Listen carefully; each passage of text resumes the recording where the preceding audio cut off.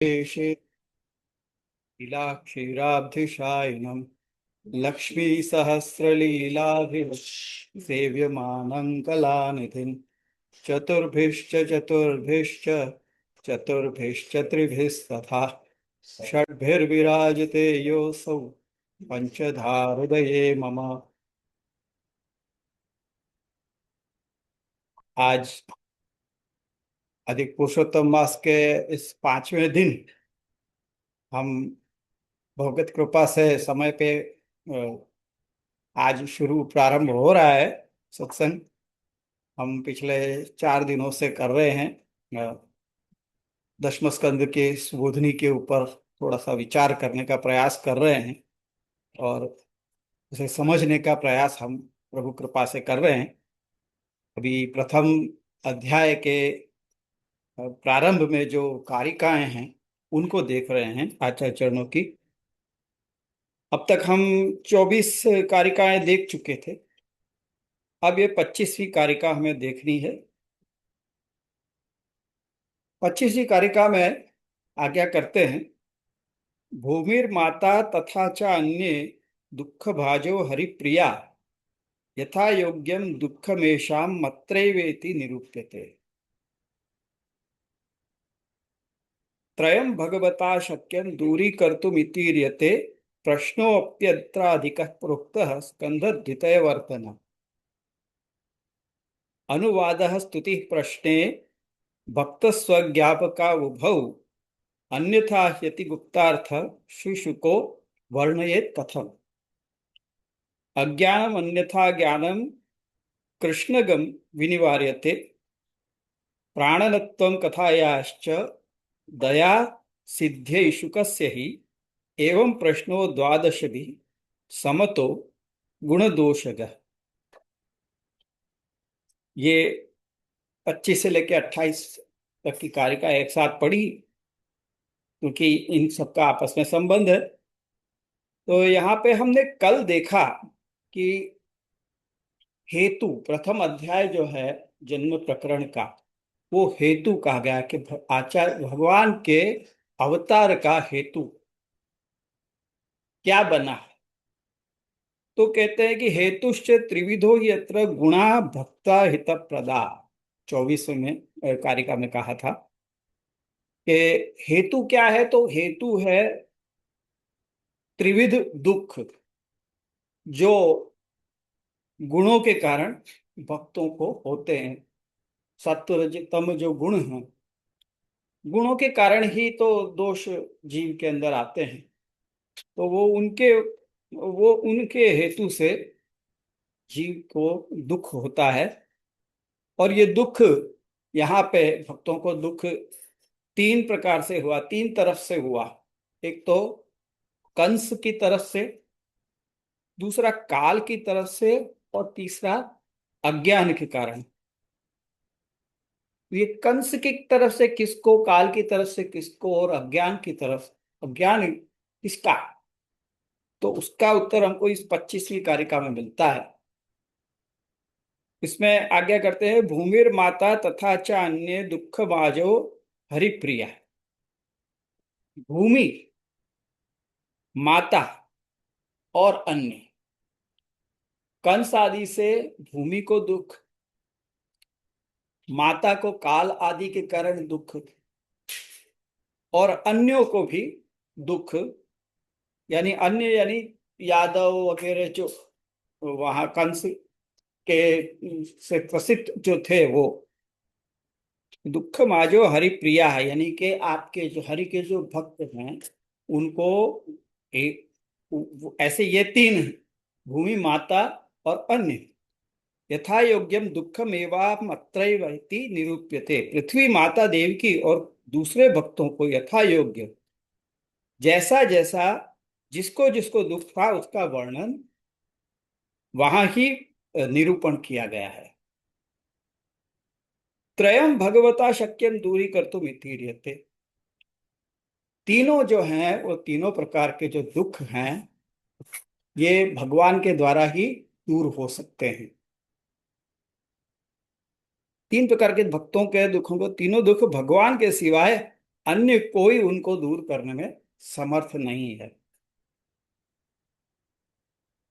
प्रश्नोत्तप्यत्राधिक प्रोक्त स्कंद द्वितीय वर्तन। अब इसमें जो प्रारंभ में जो है शुकदेव जी से परीक्षित प्रश्न करते हैं। प्रारंभ के जो 12 श्लोक हैं उसमें परीक्षित शुकदेव जी से प्रश्न कर रहे हैं कि आपने अभी तक हमको सोम वंश और सूर्य वंश की कथा आपने कही। आप अब हमको आप भगवान की कथा कहो। उनको भगवान की कथा, कृष्ण की कथा सुनने की बहुत उत्कंठा है। तो वो उसके बारे में, उनके बारे में, भगवान के बारे में प्रश्न करते हैं कि क्या क्या, कैसे कैसे हुआ, कैसे जन्म हुआ और क्या किया, कहाँ रहे, कहाँ विराजे, वगैरह वगैरह। वो सब उसने बहुत सारे प्रश्न किए। तो वो 12 श्लोकों तक उसके प्रश्न हैं। उसमें उन सबके उत्तर दशम स्कंध में ही शुक्रदेव जी ने दे दिए, परंतु एक प्रश्न है कि जिसका उत्तर 11वें स्कंध के अंदर मिलता है। इसलिए वो कह रहे हैं कि प्रश्नोप्यत्राधिक प्रोक्त स्कंध द्वितीय वर्त। दशम और एकादश स्कंध दोनों स्कंधों को ध्यान में लाकर एक प्रश्न अधिक कहा गया है। अनुवाद और स्तुति, ये दो ही परीक्षित को भक्त होना सिद्ध करते हैं। अनुवाद यानी 9वें स्कंध का उसने अनुवाद किया, मतलब अनुवाद किया यानी समरी। कथितो वंश विस्तारो भवता सोम सूर्य, ये पहला श्लोक है परीक्षित का, कि आपने वंश विस्तार बताया है सोम और सूर्य के, नहीं चंद्र वंश और सूर्य वंश। पिछले जो 9वें स्कंध में सूर्यवंश की बात थी, जिसमें रामचंद्र जी का आता है अवतार। तो और फिर यदुवंश की उसने बात शुरू करी, प्रारंभ करी। तो वो सोमवंश यानी कि चंद्रवंश में आते हैं। तो क्या आपने विस्तार से ये दोनों को तो कहा। अब मैं भगवान की कथा सुनना चाहता हूँ, और भगवान की कथा सुनने से मुझे कोई प्रकार का दुख नहीं होता, मुझे भूख प्यास कुछ नहीं लगती। मैं कथा रस का पान के से ही मेरा काम हो जाता है, ऐसे परीक्षित कहते हैं। तो ये स्तुति हुई। तो अनुवाद और स्तुति ये दो ही परीक्षित को का भक्त होना सिद्ध करते हैं। उसके ऐसा कहने से ये सिद्ध होता है कि वो अधिकारी, परम अधिकारी भक्त है, कि जिसको कथा कही जा सकती है। यदि परीक्षित भक्त नहीं होता तो सुखदेव जी अति गुप्त अर्थ का वर्णन कैसे करते। परीक्षित भक्त है ये बात उसके प्रश्नों से पता चल जाती है। इसलिए वो अगर नहीं होता भक्त तो सुखदेव जी रहस्य वार्ता उसको कैसे करते। दशम स्कंद में तो बहुत रहस्य वार्ता कही गई है भगवान की लीलाओं की।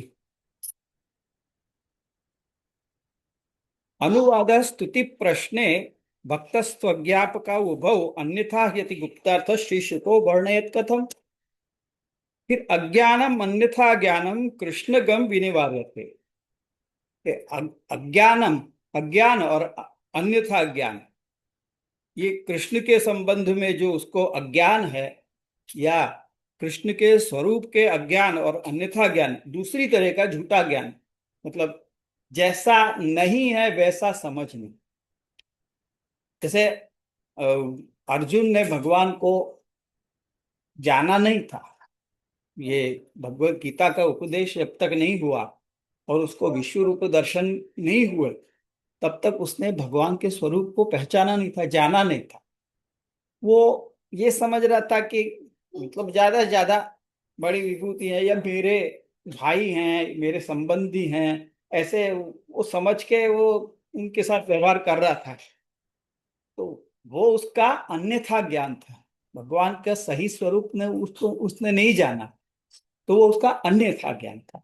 तो ये जो अन्यथा ज्ञान है वो दूसरों की, दूसरी तरह का झूठा ज्ञान, उसका निवारण करता है।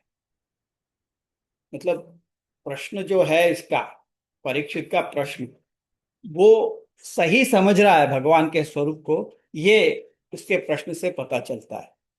तो वो कह रहे हैं कि वो वर्णन जो है, वो जो वर्णन करता है भगवान के स्वरूप का, तो वो अज्ञान और अन्यथा ज्ञान का निवारण करता है। उसको कितना ज्ञान है श्री कृष्ण के स्वरूप के विषय में, वो उसके प्रश्नों से पता चलता है। कथा ही प्राण देने वाली है, ये सुखदेव जी के दयालुत्व की सिद्धि के लिए कहा। मतलब परीक्षित वो कथा जब सुनेगा वो, तब ही उसके प्राण बचेंगे।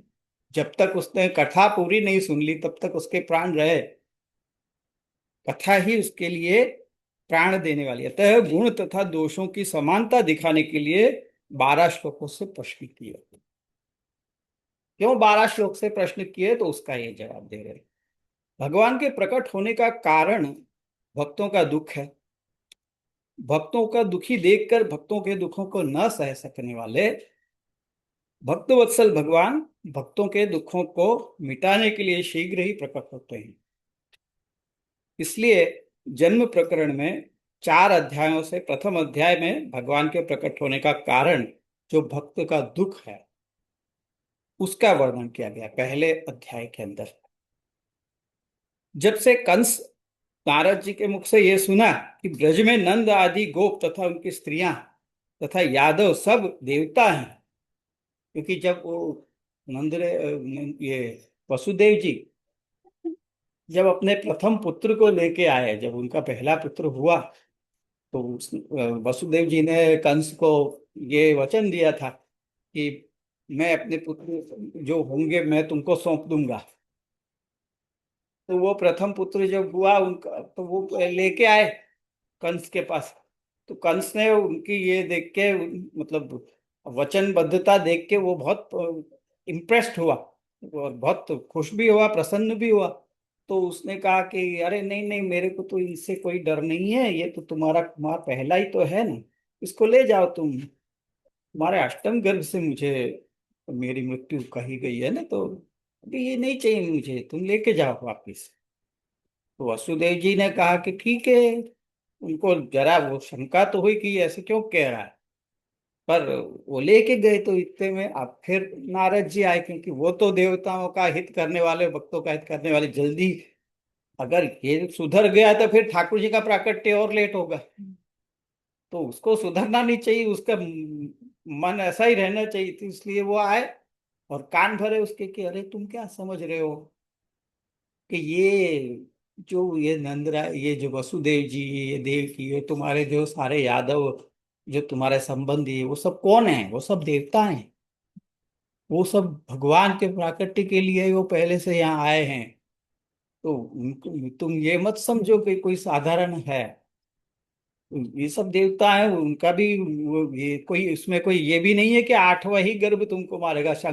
एक वो चार, एक सर्कल में अगर 8 चीजें रख दी जाएं और इसमें पहला कौन सा है ये बताओ, तो पता ही नहीं चलता कौन सा पहला है। कोई भी पहला हो सकता है भैया, और 8वां कोई भी हो सकता है। तो ये कह के भड़काया। तो जब उसने कहा कि यादव और सारे ब्रज भक्त, वो सारे जो हैं वो देवता हैं, तो उसने उन लोगों को परेशान करना शुरू कर दिया, उनको दुख देना शुरू कर दिया। तो ये जब से कंस ने नारद जी के मुख से ये सुना, तो ब्रज में नंद आदि गोप तथा उनकी स्त्रियां सब यादव सब देवता हैं, तब से कंस ने यादव और नंदादिकों को कष्ट देना प्रारंभ कर दिया। तो ये दुख जो भगवान के प्राकट्य का हेतु बना। भूमि को कंस आदि से दुख हुआ था, माता देवकी को आकाशवाणी सुनने से दुख हुआ। आकाशवाणी जब तक नहीं हुई थी तब तक तो वो प्रसन्न ही था ना कंस। आकाशवाणी हुई क्या रे, जिस बहन को तू लेके जा रहा है उसका 8वां गर्भ तो तुझे मारेगा। तो आकाशवाणी की वजह से देवकी को दुख उत्पन्न हो गया। ऐसे ही अन्य भक्त जो नंद आदि और यादव आदि, उनको भगवान के प्रकट होने के अज्ञान से दुख था।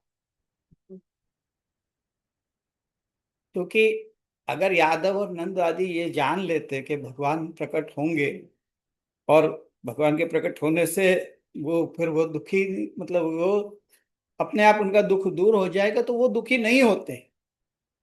क्योंकि वो समझते कि दुख ही भगवान के शीघ्र प्राकट्य का कारण है। किंतु वैसा ज्ञान नहीं होने से वो दुखी थे, तो अज्ञान उनके दुख का कारण था। इन त्रिविध भक्तों को जो त्रिविध दुख हैं वो भगवान ही मिटा सकते, अतः ये दुख भी निरोध के अंग हैं। तब वो कैसे दूर किए भगवान ने? तो के भक्तों के दुख मुख्य कारण है कंस आदि द्वारा किए पाप रूप दुख को भूमि को हुए, काल रूप आकाशवाणी के कारण जो दुख देवकी जी को हुए, और अन्य सभी को भगवान के अवतार का ज्ञान नहीं होने के कारण जो दुख हुए। कंस को जब ज्ञात हुआ तो ये हमने देखा कि यादव और नंद आदि देवता हैं, तो वो और अधिक दुख देने लगा। तो ये कालकृत माता का दुख भगवान ने के संबंध से दूर हुआ। भगवान ने जब प्राकट्य से पहले पधारे कारागृह में और जब आज्ञा करी कि तुम पिछले जन्म में पुष्णि और वो सुतपा ये थे, तुमने तब किया था और तब मुझे पुत्र के रूप में मांगा था, तो वही वचन मैं पूरा करने के लिए तुम्हारे घर में अवतरित हो रहा हूँ, ये सब बात कही। तो उनका दुख, देवकी जी का दुख दूर हो गया। और कंसकृत दुख कंस के निवारण से हुआ, वो तो आगे जाके भगवान ने कंस का वध किया, वो सब किया। और और कंस के वध के बाद आश्वासन दिया सब भगवान ने, सब जिनके जो यादव वगैरह जो सब छोड़ के चले गए थे मथुरा छोड़ के, और वो भगवान के मतलब ये कंस के अत्याचार से पीड़ित होके सब छोड़ के चले गए थे, बाहर दूसरे देश में चले गए थे। उन सबको बुलाया भगवान ने और उन सबको आश्वासन दिया कि अब सब अच्छा है, कुछ नहीं, आप लोग यहाँ पे सुख से विराजे वगैरह। तो ऐसे उनके दुख भी भगवान के द्वारा ही दूर हुए ना।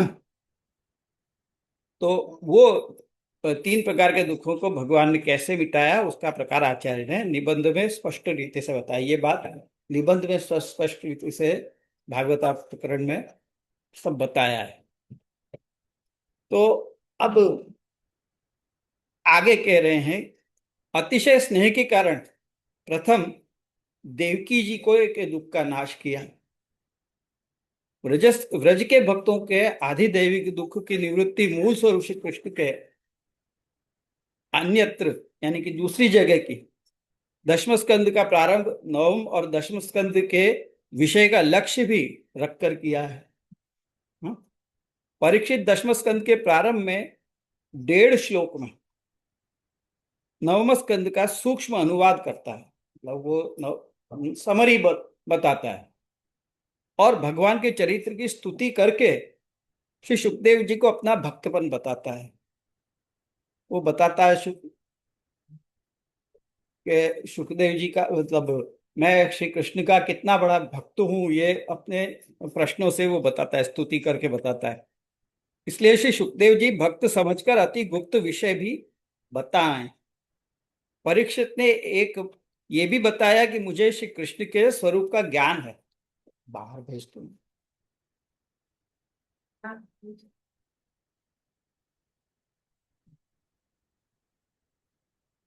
तो ये मेरा जीवन प्राण अन्न जल नहीं है, किंतु श्री कृष्ण की कथामृत ही है। मैं जी रहा हूं तो कोई अन्न जल की वजह से नहीं, पर कृष्ण की कथामृत के कारण मैं जी रहा हूं। तो क्योंकि वो 7 दिन से अन्न जल छोड़ के बैठा था, तो वो अब तक वो कैसे जिया? 5 दिन तक वो, मतलब ये 5वां दिन हो गया जब दशम स्कंद की कथा शुरू हुई, तब तक 5वां दिन आ गया। तो वो तब तक जिया कैसे अन्न जल के बिना? चलो अन्न के बिना तो रह भी ले, जल बिना कैसे रहे? तो वो परीक्षित कहता है कि मेरे लिए जल वल में त्याग करके बैठा हूं, तो वो मेरे लिए जीवन नहीं है। मेरे लिए जीवन तो ये कृष्ण कथा रूपी रस है जो आपके मुख से मुझे मिल रहा है। इसी तरह परीक्षित अपने को आर्त भक्त बता के, यानी कि आर्त यानी बहुत आरती वाला, जिसके भीतर बहुत आरती है, ऐसा भक्त बता के श्री सुखदेव जी की दया संपादन करना चाहता है कि वो दया करें और उसको कृष्ण की कथा कहें। श्री सुखदेव जी ने प्रश्न द्वारा परीक्षित को अधिकारी समझ के बधाई दी। और जैसे ही परीक्षित के जो प्रश्न पूरे होते हैं तो सबसे पहले सुखदेव जी उसको बधाई देते हैं कि तुमने बहुत सुंदर प्रश्न किया है और यही होना चाहिए, ये कि उसकी स्तुति करते हैं। तो कि भाई तुम दया समझ के है दयार्द हृदय वाले ही हो, परीक्षित को उत्कट आकांक्षा को पूर्ण करने के लिए श्रीमद् भागवत की कथा सुनाई। जैसे भगवान में गुण उत्कट हैं, वैसे ही लोक में 6 दोष भी उत्कट हैं। भगवान के 6 मतलब ये 12 श्लोक क्यों बताए हैं परीक्षित के, वो बता रहे हैं कि भगवान के 6 गुण, ऐश्वर्य, वीर, यश, श्री, ज्ञान और वैराग्य, और लोक में 6 दोष। जैसे भगवान में 6 गुण हैं, वैसे लोक में 6 दोष हैं। वो कौन से? काम, क्रोध, लोभ, मोह, मद और मत्सर, ये 6 दोष है। तो ये 6 दोष उत्कट है, दोनों ही उत्कट हैं, दोनों ही एकदम स्ट्रांग है। तो दोनों की क्षमता के कारण ही प्रश्न के 12 श्लोक। गुण दोष की समता बताने के लिए वो 6 6 प्रश्न, मतलब 6 6 श्लोक मिला के 11 12 श्लोक होते हैं। तो इस प्रकार से इसके ये होते हैं। अब इसमें अब 4 प्रकरण बताए हरि महाप्रभु जी ने प्रथम अध्याय के लिए।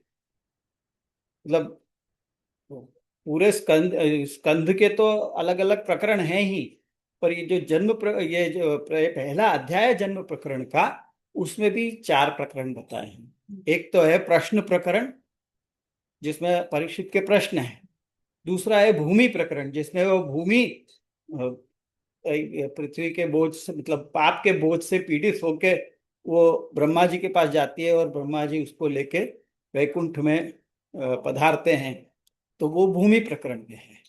और तीसरा है मातृ प्रकरण, यानी देवकी जी की कथा शुरू होती है। तो देवकी जी को वो कंस लेके जा रहा है वगैरह, और फिर आकाशवाणी होती है, वो सब। फिर उनको वो कैद वो कर लेता है, कारागार में डाल देता है वो। तो वो सब वो मातृ प्रकरण में है। और चौथा है अन्य प्रकरण, जिसमें वो नारद जी की कथा वगैरह, नारद जी आके कंस को कहते हैं वो सब। तो वो सब मिला के 4 प्रकरण है। मतलब पहले अध्याय में भी 4 प्रकरण है। प्रश्न प्रकरण, परीक्षित के प्रश्न। और दूसरा भूमि प्रकरण, भूमि के उनको वो जो वैकुंठ में जाना, अपनी पीड़ा को के लिए विनती करना। और दूसरा है मातृ प्रकरण, जिसमें देवकी जी के जो दुख का वर्णन है। और अन्य प्रकरण है जो अन्य मतलब कंस के जो नारद जी आए और उनको सब समझाया वो। तो वो मिला के इसे 4 प्रकरण है प्रथम अध्याय में। अब ये प्रश्न प्रकरण पहला। तो नवम स्कंद में भक्तों के चरित्रों का वर्णन करके भक्ति का प्रतिपादन समर्थन किया गया है, जिससे राजा परीक्षित को श्री कृष्ण भगवान के चरित्र श्रवण करने की उत्कंठा हुई। इसलिए पूर्व स्कंध नवम में कही हुई कथा का सार 1.5 श्लोक से परीक्षित वर्णन करते हैं। राजोवाच कथितो वंश विस्तारो भवता सोम सूर्ययोः राज्ञां चोभय वंश्यानां चरितं परमाद्भुतम् यदोश्च धर्मशीलस्य नितरां मुनि सत्तम। श्लोक में क्या कह रहे हैं कि राजा परीक्षित कहने लगा, हे मुनियों में परम श्रेष्ठ, ये मुनि सत्तम कहा। तो हे मुनियों में परम श्रेष्ठ, आपने चंद्र और सूर्य वंश का विस्तार से वर्णन किया एवं उन वंशों में पैदा हुए राजाओं के परम अद्भुत चरित्र भी कहे और स्वभाव से धर्मात्मा यदु राजा का संपूर्ण चरित्र भी कहा। यदोश्च धर्मशीलस्य।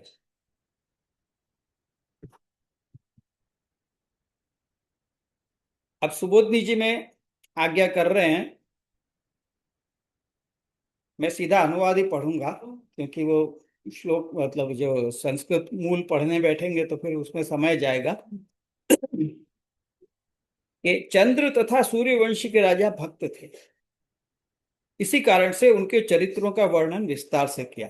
चंद्रवंश और सूर्यवंश के राजा जो है वो भक्त के। भक्त थे, इसलिए उनके वंश के वर्णन विस्तार से किया, जिसमें राजा अम्बरीश आदि का चरित्र, वो सब, और रामचंद्र जी का, रघु रघुकुल का, तो ये सब, वो सब जो है वो भक्त थे उनके वंश के, तो उनका वर्णन विस्तार से किया।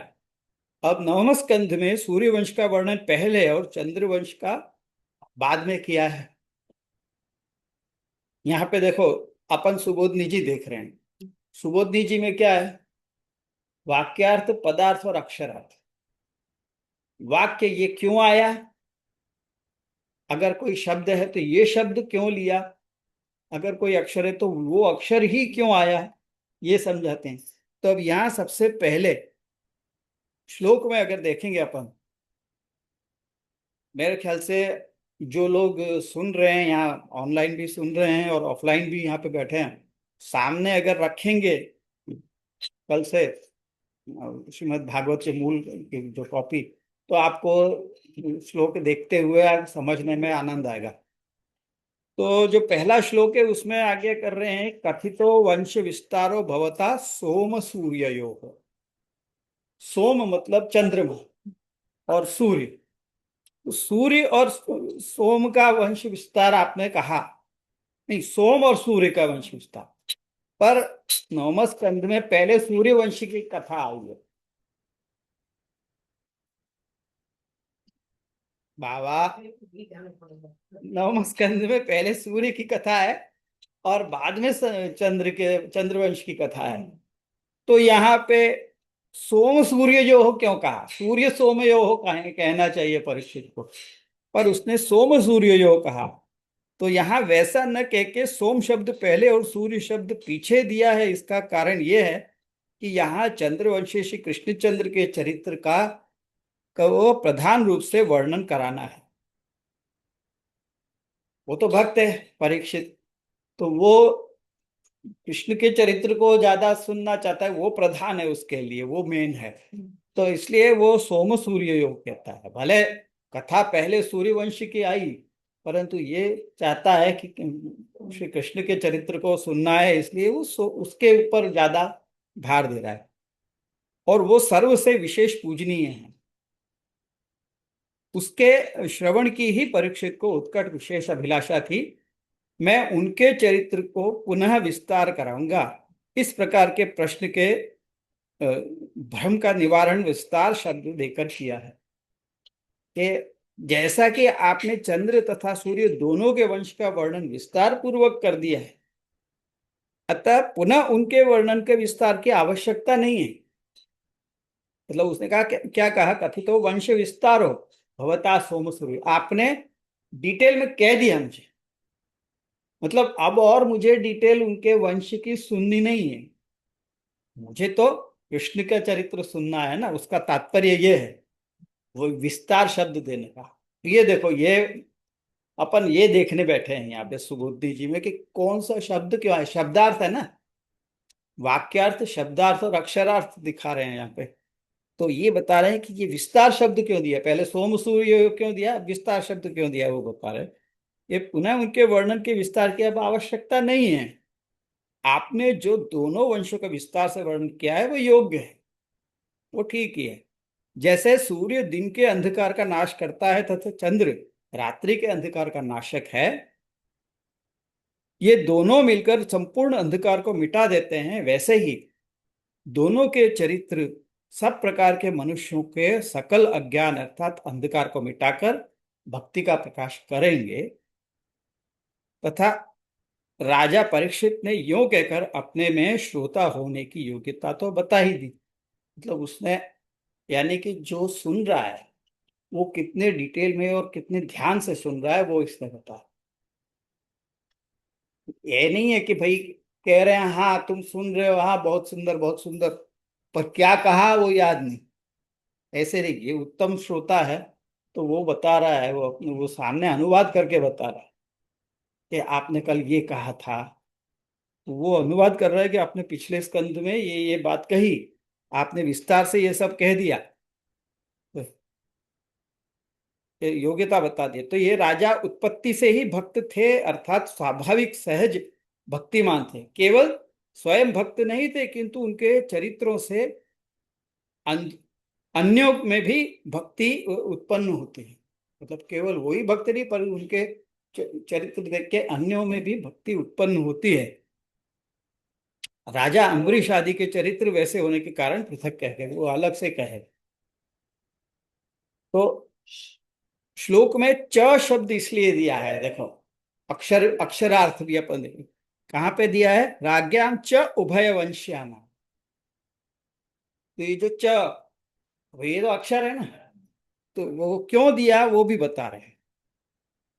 श्लोक में च शब्द इसलिए दिया है कि नवम स्कंद में केवल चंद्र और सूर्य वंश का वर्णन ही नहीं किया गया है, किंतु भगवान का चरित्र भी कहा। नवम स्कंद में भगवान का भी चरित्र कहा, पूरी समरी आखिरी जो उसमें है अध्याय में, नवम स्कंद के अंतिम अध्याय में पूरी समरी, भगवान के चरित्र की समरी पूरी दे दी एक बार। जब कहा भगवान के चरित्र भी कहे हैं, तो फिर अब उस विषय पर प्रश्न क्यों, वो तो दे ही दिया था। इसके लिए कहते हैं कि परमाद्भुतम, भगवान के चरित्र के श्रवण से उन चरित्रों में जो अद्भुतता प्रकट होती है, उससे हृदय में भगवद आनंद की स्फूर्ति होती है, तथा उसके श्रवण से वो भक्ति उत्पन्न होती है, जिससे परब्रह्म का स्वरूप एवं लीला आदि समझ में आकर आनंद मिलता है। तो मुझे वो आनंद लेना है, इसलिए विस्तार से अब उनका चरित्र सुनना है। आपने भगवान का चरित्र तो कह दिया, पर वो शॉर्ट में बताया, तो वो उसको उसमें आनंद नहीं मिला पूरा, वो उसका आनंद लेना चाहता है, इसलिए उसने पूछा। जिसने पिता की आज्ञा नहीं मानी, और यदु को अधर्मी कहना चाहिए ऐसे यदु को, उसने क्या, इसमें क्या कहा कि राज्ञाम च उभयवंशानम यदोश्च धर्मशीलस्य।